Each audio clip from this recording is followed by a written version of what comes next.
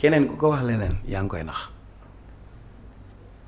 waaw keneen ku ko wax leneen yaa ngi koy nax depuis samedi aussi am na benn débat bu ñu tegaat ci table bi. mbirum candidature Ousmane Sonko Mame Mbaye Niang mi génn wax ci moom depuis les Canada parce que Ousmane tuddoon na turam débat boobu tamit ça a raison d'être. oui mais nous sommes en politique. Mame Mbaye Niang pour man il est lâche. déedéet waay. ah oui lâche mooy tapet. lâche mooy. mbuqat. il faut appeler un chat. il faut tapet la def.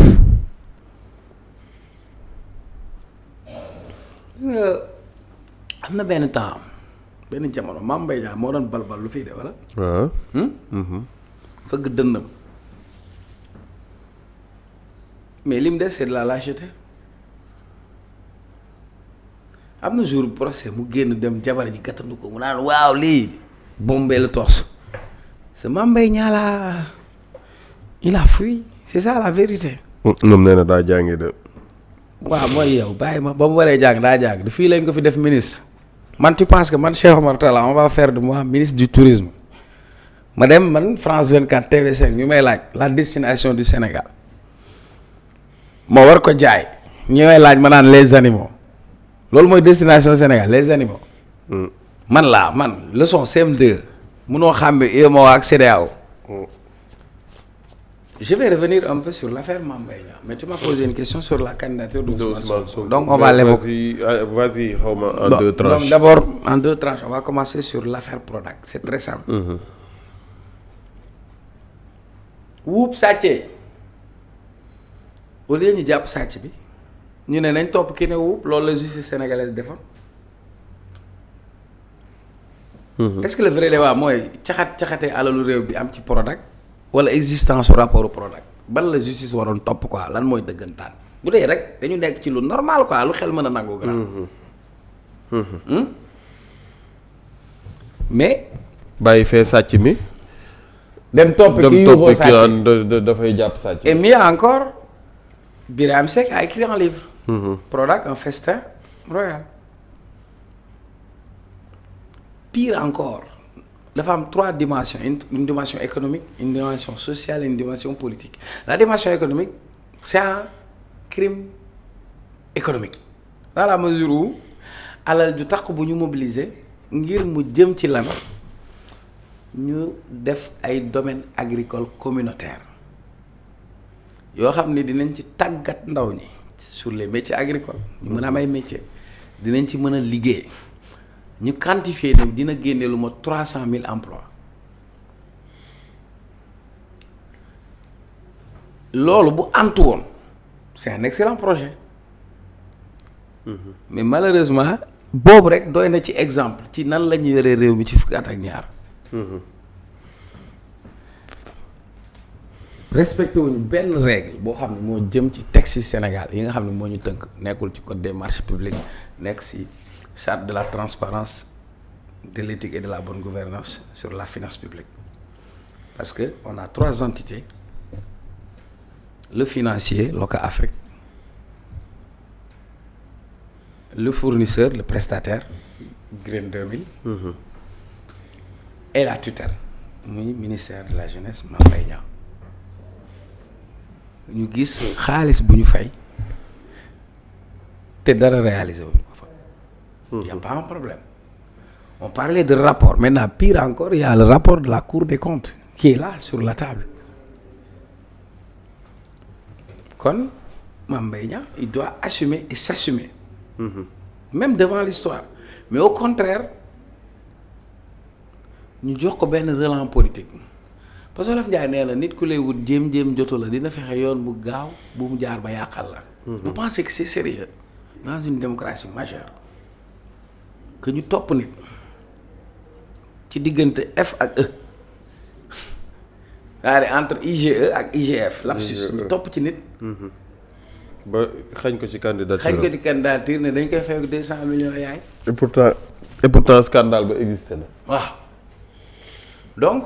te li de ñi def loolu ñu ngi ci biir réew mi di dox seen soxla dinaa ñëw foofu donc y a un problème. C'est une connerie politique. Mame Mbaye Niang a été utilisé comme un sabre. Maintenant ki nga jàppoon ni yow la ñuy utiliser pour ñu rey ko far yàlla mu dekki taxaw ëpp la doole. doo toog ci espace boobu de. beneen bi sur la candidature képp ku taxaw ci àdduna waxuma Sénégal. indil juriste bu la neex Vito kenn mënul ma gëmloo walla wax indil ma argument ni Ousmane Sonko mënul nekk candidat. xoola fii rien n'empêche à Ousmane Sonko d'être candidat aux futures élections locales ak présidentielle la ci am. rawatina élection présidentielle 2029. léegi nag boo ma ko laajee danga may laaj li ma wax fan laa ko teg. fan nga ko teg comme zoo technique. xam nga mooy sama mbër xam nga zoo technique daan ko ne ñu ne foo ko teg mu gees xool waaj ne ko fan laa ko teg sax. alors Ousmane Sonko loi d'amnistie bi moo ko ci génne. balaa sax loi d'amnistie bi Ousmane Sonko voté na élection présidentielle oui ou non. voté na. Ousmane Sonko voté na élection législative. voté na. parce que pour être élu c'est-à-dire pour être éligible il faut être électeur. Donc Sonko est éligible parce qu'il a été à la tête d'une liste mu jaar ci procédure bi ba conseil concerné n'est-ce pas. Voilà. C'est parce qu'il est électeur qu'il est éligible kon son éligibilité ne pose pas problème du point de vue de la loi électorale. Parce que tout simplement Sonko a été réintégré automatiquement dans le fichier électoral. Et il est même député. C'est voilà. Un député. léegi lu tax ñu intégrer automatiquement Ousmane Sonko. Parce que dañ ko àtte woon mais su fekkee ni tu retrouves tes droits civils et politiques. La réintégration dans le fichier électoral elle est automatique. leer na. looloo taxoon ñu intégré waat Ousmane Sonko automatiquement dans le fichier parce que tout simplement droit moo ko digle. moo ko digle. lu tax nag ñu intégré ko automatiquement loi d'amnistie bi ngay dem xool article 1 mu ne d'abord amnistie ak grâce du benn. grâce daan nañ nit ñu ne daan nañ nit juróomi at yu mu war a tëdd ci kaso mu tëdd juróom benn at ñu ne grâce nañ ko xam nga la mooy grâce mooy li mu waroon tëdd jéggal nañ ko wante terewul peine bi daf koy topp. day dem sax ci casier leer na. par contre amnistie on n'amnistie pas des personnes on amnistie des faits. Quels sont les faits qui ont été amnistiés? Article 1 de la loi d'amnistie mu ne sont amnistiés des faits liés à des manifestations politiques ou ayant des motivations politiques, y compris celles commises à travers des supports de communication. ñu ne sont amnistiés des faits liés à des manifestations politiques amnistie nañ lépp loo xam ne mu ngi lëkkaloo wala sukkandiku ci ay manifester politique ou ayant des motivations politiques wala mu am jubluwaay politique y compris celles commises à travers des supports de communication donte dañ ko defee ci support de communication donc li nga ko toppee woon la diffamation fan la ko defee ci support de communication ci téléphone am. Motivation bi c'est une motivation politique parce qu'il s'adresse à ses adversaires politiques donc par conséquent loolu dafay dugg dans le champ d'application ban diggante la diggante 2021 ak 2024 par conséquent Ousmane Sonko la ñu koy toppee amnistie nañ ko ci boom seen wicc neel benn leneen li indi jaxase bi mooy mbiru Rawa Dara jaru nga ci sori sëñ bi Vito maag yow mën nañu jote ma yoxase la patal sa benn bët nga porter plainte Vito ñu négocier nit ñi ñaan njekk nga retirer sa plainte n'est-ce pas. procureur continuer action publique parce que dafa am action publique ak action civile du benn. ici amnistie bi ça concerne l'action publique. mais le civil moo tax da ngay demaat ci loi d'amnistie bi article 3 mu ne. amnistie ne couvre pas le droit des tiers maanaam diggante nit ak nit amnistie du fa dugg looloo waral topp boobu ñu koy topp ci amende bi parce que du amende indemnité la. maanaam dédommagement la bu mu am digganteem ak moom bu doon dañu wax amende day dem ci keesu état donc foofu la sew-sew bi nekk. donc rien n'empêche à Ousmane Sonko. te ñu ne li mu nekk infraction politique moo tax ñu génne bu ñu demee cour suprême ne. qualifié contrainte par corps bi waru cee bokk. oui parce que tout simplement comme infraction xaw ma lan léegi le fait que. c'est politique sàkku contrainte par corps. mooy boo fayal xaalis bi ñu yëf la contrainte par corps. ba keroog ngay fay. ñu ne infraction politique la. mënuñ cee def. contrainte par corps donc on a qualifié on l'a requalifié d'infraction politique. donc si c'est une infraction politique dans le champ d'application de l'amnistie dafay duggaat muy deuxième fois. mais lu tax am ñu koy ñu bëgg a gëmloo ne. problème bi du même Mame Mbaye Niang bi dem bi mu génnee dafa ne. wax Mame Mbaye Niang ku xàmmeewul Zanimo xàmmeewul CEDEAO ak UEMOA man kooku laa toog di wax lay waxu droit du ma ko def. droit xalaat man jàng man xàmmee naa CEDEAO ak UEMOA. c'est un loser le gars il n'a qu'à se pointer c'est tout.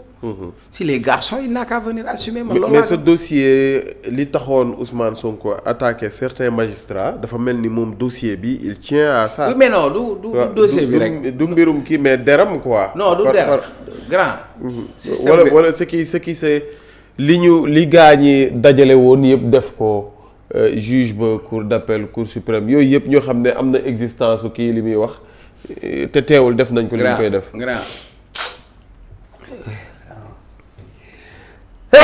alhamdulilah rabbil alamin seede yàlla. seede yàlla. Ousmane Sonko wax na ko keroog dafay xeex contre un système. Quand tu te bats contre un système. tu as des adversaires visibles et des adversaires invisibles. gis nga li ñuy wax l'état profond foofu la système bi toog nag. même justice bi nga xamante ni moo ko xañ candidature. sur des choses fallacieuses ana juge Sabassy Faye fu mu nekkati. affecté woon nañ ko je pense. les mêmes hommes qui étaient dans le système judiciaire sont toujours là. c'est les hommes qui animent un système mais le système il demeure et reste. moo tax bale boobu tant que defuñu ko dañuy am problème. parce que yenn yi day nekk obstacle waxoon naa la ko ci début Diomaye bu mu bindee bale dama ne woon na wis na def suy bale cuuraay fel matt mbóot yooyu yëpp génn. donc le système continue avec ses tentacules. comment tu peux comprendre bu ñu saagaa Sonko du problème. kon déjà léegi saaga Sonko moom du problème. ku bëgg am siiw sax léegi da ngay taxaw nga saaga Sonko gars yi woo la après nga dem justice di la topp. bàyyi la nga dem ñibbi. kon ñu ngi incité nit ñi sax ñu gën koo saaga wala. bu amee ñoñam bu ko fayul mbaa ko tontu yoon dal sa kaw. yoon dal sa kaw. kon dafa mel ni justice bi day travailler contre le projet de Pastef ñaar ñetteel bi lan moo fi indi woon coowu Sénégal yëpp. Sonko deful daal. gars yi ñoo teg seen plan orchestré ko parce que amoon nañ ni. noonu naa ko waxtaanee Sonko daa mel ni temps booy ñi nga xam dañoo yor bii égal dañu wër ci ko ji fu ñu fekk gars yi di gérer suñ ñëwee ñëpp ne leen doo gérer parce que bu gérer ñëpp lay tuccal. personne ne voulait de sa candidature même dans l'opposition. mais vous imaginez bu fekkoon Sonko amul ingéniosité ak générosité politique ba mën a wut une alternative crédible dugal Diomaye kon heure bi ci kaso bi lay dee. nag il faut prendre ses responsabilités. moo tax wax naa la ko am ngeen ay députés vous en avez 130 vous avez l'occasion de réformer. De faire une purge dans l'administration judiciaire et dans l'administration de manière générale. De faire une purge. Vous êtes sur 313 digital. Cheikh Omar Talla moom lay dalal mardi à partir de 20h ñu fas yéene càmbar lépp loo xamante ne actualité la ci biir réew mi mbirum dette cachée. waa APR génn nañ ñoom ne dette cachée amul même si Ousmane wax na ne ku def dette cachée ku wax dette cachée amul j'y arrive dañu la war a fëgg ci kaso bi ñoom démb seen conférence de presse Abdou Mbow ak ñooñu ban gis-gis nga ci am. waaw mooy li ma la wax rek Sonko mooy le maître du jeu. Et ils sont dans son jeu voilà c'est tout.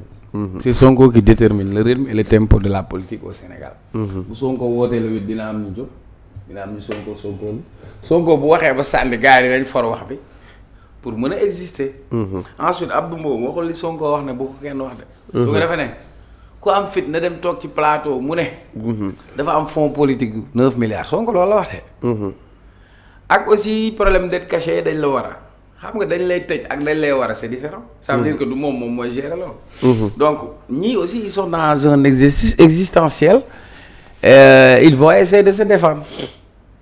Ils vont jamais te dire que la preuve bi ñu fi indee seen avocat bi lan la fi wax. au lieu mu wax ci waxu dette cachée lan la wax rapport caché. ñun lu suñu yoon ci rapport ñun kay dette bi lañ war a soxla argument. au lieu ngeen argumenter sur la dette vous nous parlez de rapport caché. Donc pour man Abdou Mbow ne peut pas se mesurer à Ousmane Sonko du benn sax. non mais c'est pas Abdou Mbow c'est tout le parti. ñoom ñi nga xamante ne Sonko nee na dañoo war a dissoudre parti boobee di APR parce que c'est un parti criminel yow sax est-ce que ànd nga ci loolu. waaw mais xam nga wara. lan. wara man du ma wolof damay làkk wolof nag. te amaana sax moom laa gën a dégg pulaar dañoo wara waaw. ak dañuy. C'est différent. Il était dans une tribune politique il donne une opinion politique comprendre nga. Et je ne pense pas que ñu egg dans cette dynamique. ah lu tax. man gisuma la gëwuma lool. parce que nee na haute trahison dafa am dette cachée bi loolu rek ci haute trahison la. waaw normalement ma ne déggoo li mu la wax Vito il faut mettre ça dans le cadre politique il était sur une tribune politique. Je ne pense pas que ñu egg foofu parce que le régime de Sonko et de Diomaye ne peuvent pas faire moins que ça comprendre nga moonte bi ñu fiy tas Pastef. yàlla dafa bëgg dëgg de. damay bañ tudd ay tur toog naa fii télé day faat ñaa xam fu mu nekk sax léegi ñu ne parti bu ñu tas du am candidat. boobu nag wéetoon naa ci ma nekk seen TV ñëpp wax la ma leen loolu mu amul wax ma ne leen parti bi ngay tas wala nit yi ngay tas. nit yi ngay tas waaw. voilà parce que oto bu jëm Ndar. nga dawal ko egg si jam ñaajo ñu téye oto bi ne la amul visite technique téye oto bi su la neexee nga wàcc oto bi yéeg beneen oto voilà. Le vrai débat tey li tas APR aux yeux de l'opinion APR amatul crédibilité parce que seen 12 ans de règne sénégalais wan nañ leen ginnaaw. pour ñu jóg ñoom ci situation bi APR kat moo fa des ak lan moo fa des léegi. Macky Sall mi doxal. tasal na boppam. tasal na boppam. nouvelle responsabilité jaar na fële Amadou Ba da nga ko dégg ñii daw nañ ñii gàddaay nañ donc politiquement sax ça ne donne même pas un avantage. C'est à dire il faut respecter l'exercice démocratique. waaw mais bu ñu demoon ba définir haute trahison am na mbirum dette bi bu ñu demoon ba définir haute trahison bu ñu ko définir rek kenn rek lañ ci mën a toog muy Macky Sall Macky Sall bi chefu parti bi mu dirigé nag. waaw léegi nag bu fekkee am na ay conséquences juridiques su fekkee ni dañ ko définir parce que haute trahison bi pour nit ñi comprendre constitution bi ay principe rek lay joxe. du dem dans le contenu mën nañ ko wax nag mais dans le contenu qu'est-ce qu'on va mettre c'est-à-dire am na ay bakkan yu rot il faut ñu documenter ko avec toutes les preuves mais montrer causalité c'est-à-dire est-ce que am na un lien direct est-ce que comprendre nga. su boobaa ni ñu fi defoon Hissène Habré pour ñu mën ko fay àtte dañu gis ni exaction yi moom moo nekk dans la chaîne de commandement moo ko jiite. comprendre nga balaa ngay jóg ci mbir na nga am lu dëgër balaa ngay song benn xeex na nga ci am dossier bu dëgër bu leer. voilà. balaa ngay song benn xeex na nga ci am dossier bu.